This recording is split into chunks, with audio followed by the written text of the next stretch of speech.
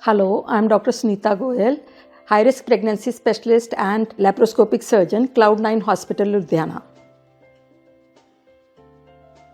Subchorionic hemorrhage is a condition where blood collects in the uterine cavity between the uterine wall and the chorionic membrane. So what is chorionic membrane? Chorionic membrane is the outermost layer of the baby's sac. So there is collection of blood in between the two layers.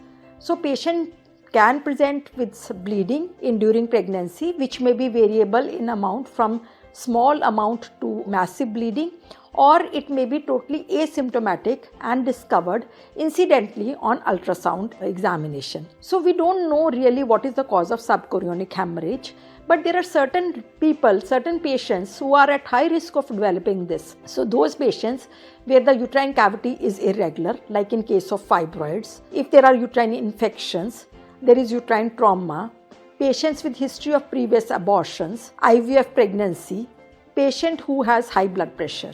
So these patients are at high risk for having subchorionic hemorrhage. So once the subchorionic hemorrhage is there, on ultrasound, its size and the location is noted and what are the symptoms of the patient. So in asymptomatic patients, there may not be much of problem.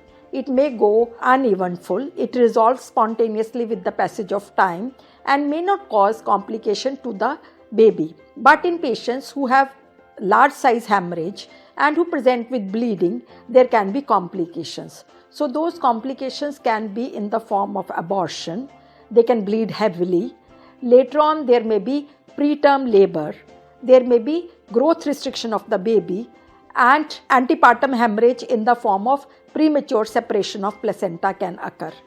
So every patient's treatment needs to be individualized depending upon the symptoms and size of hematoma.